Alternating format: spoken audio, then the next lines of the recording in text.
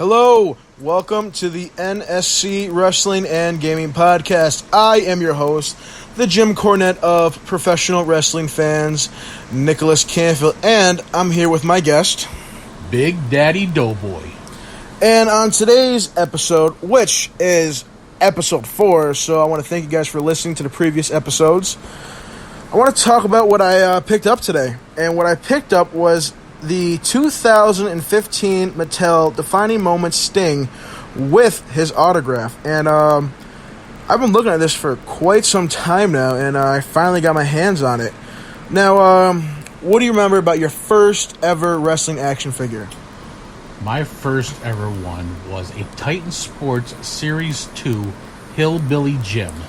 Now, I know for a fact that I have the Series 2 Hillbilly Jim in my collection, along with Series 1 of the Iron Sheik.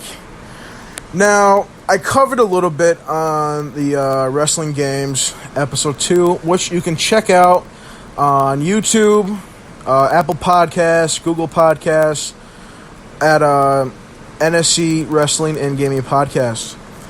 Now, like I said, my first wrestling game experience was on the GameCube. It was WWE Day of Reckoning. What was yours? Mine was actually on the 8-bit Nintendo Entertainment System, WrestleMania. You had 8 characters to choose from, and I always remember playing as the Ultimate Warrior with the Gorilla Press Slam. Now, as we all know, a similar game came out this past year, Retromania, which I also covered. And to me, Retromania is like playing WrestleMania. The graphics, the controls, and correct me if I'm wrong, not including the DLC packs, is the 12-character roster. Now, there is, certain wrestling games that you feel really connected to. Whether it's the gameplay, whether it's the GM mode, career mode, something like that really caught your eye, and it was, I absolutely love this game.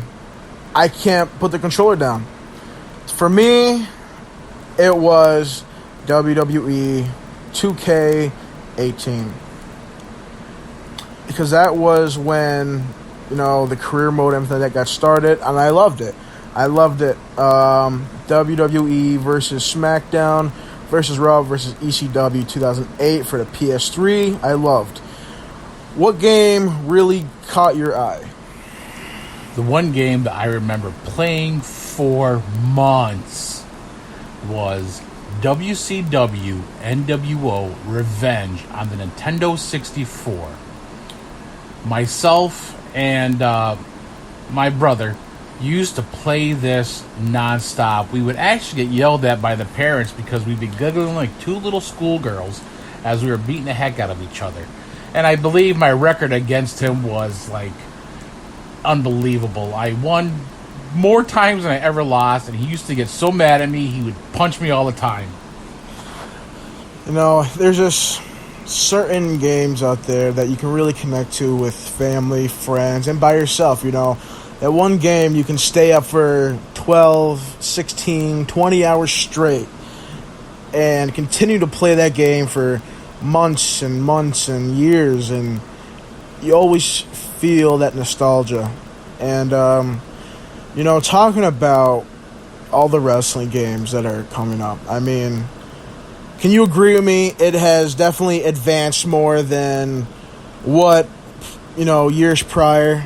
When you were a kid playing a wrestling game hasn't advanced now than, what you were used to as a kid? Absolutely. Not only the gameplay, but the storytelling, the GM modes, the way you go through to get to the belts. It's so much more advanced. Nowadays with the PS5 and the Xbox One X, these graphics are almost like actually playing on a live scenario. Just the way they move, the way they act, it's really advanced so much more than I could have ever imagined especially playing on the old 8-bit system. And what's also really advanced, as a lot of people know, is the storytelling in professional wrestling, not the video games, the actual promotions.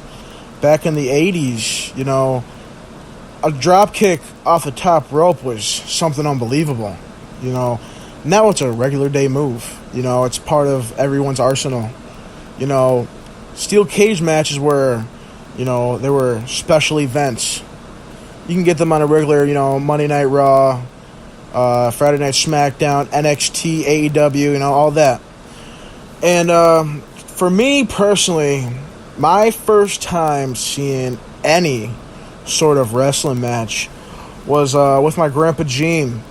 It was old VHS tape, WWF Monday Night Wars. And it was when Stone Cold Steve Austin had his feud with Triple H. And really caught my eye.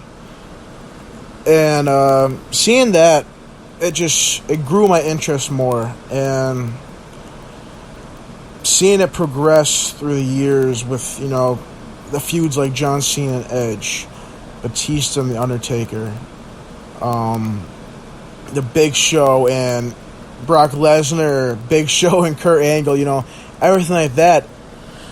You could just, it's something that's breathtaking, because when the first time you see it to as you get older and you understand the concepts more, it's almost like real. It's realism, you know. Everybody knows it's fake, you know, but the injuries are real, you know. Yeah, it's scripted, but at the same time, if you have good wrestlers, they can choreograph a match to the point where you're invested in it and you have no idea what's happening, you know. What was your first time seeing a wrestling match? The first ever wrestling match I seen was down in Scranton, Pennsylvania at the Catholic Youth Center. The card was pretty well stacked, and this was like back in '88.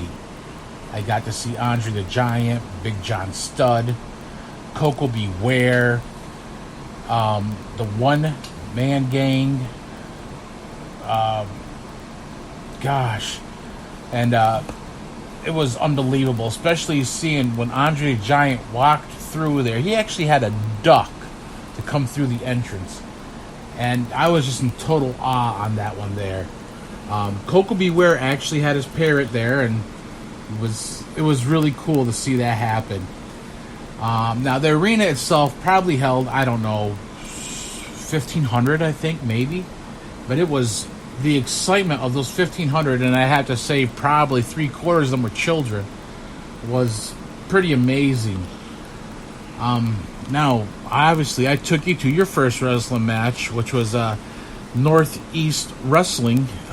It was, I want to say, in 2006 at the Electric City Slam. And that one there, we actually bought the DVD for it so we could see ourselves. Yes, we did. Because we were on the front row, and we got to see Kurt Angle. We got to see Christian Cage, Samoa Joe. Yep. Doink the Clown. Doink was there. Joey Mercury. Talia Madison. Yep. Jerry the King Lawler. Yep. It was that was also a stacked card. So while, you know, a lot of these arenas and venues that have the big promotions that you see on TV, which is really cool, the smaller venues are more personable. I can't tell you how many independent promotions I've seen. Like Excite Wrestling. Excite Wrestling down in Binghamton, New York. They put on a heck of a show. And actually, quite a few of those wrestlers that went through there has made it big time. One in particular was Brody Lee. Obviously, you all know him and from the WWE as Luke Harper. He wrestled down in Excite many times. Another up-and-comer was Joe Gacy. He's now on NXT. But then again, he started off in Binghamton. Another one on AEW was MJF. You know, even back in those independent days, he was a bit of a tool, but he always played it well. You know, so I would definitely say support your independent wrestling promotions, as you never know who you're going to see in the big time. Speaking of Joe Gacy, we have seen him a lot, and he was a crowd favorite in Excite Wrestling. And to see him now go to the rankings of NXT is a big deal. Not only for himself, but for the promotion and for the fans of Binghamton, because somebody made it. And that's a big deal. Absolutely correct. You know, it gives you somebody to cheer for that you've grown up seeing through the rankings from training and starting off, you know, doing these matches to actually getting the big time.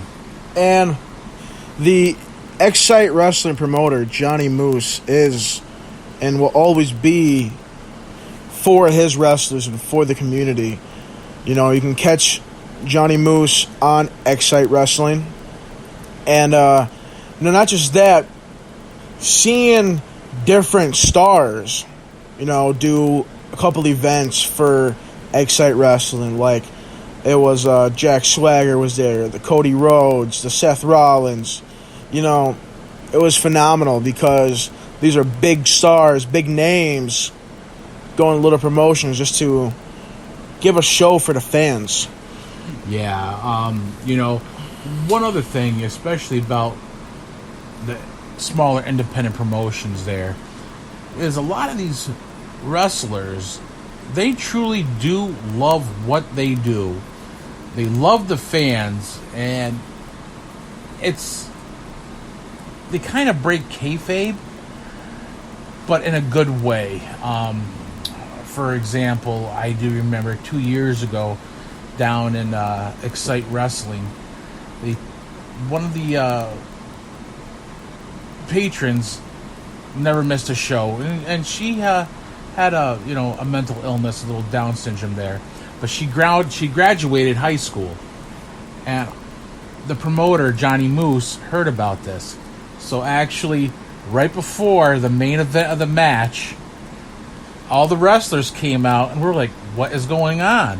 And they actually presented this young lady with a mock belt and celebrated her graduation, which was really cool. Stuff you normally wouldn't see in the bigger promotions that are televised.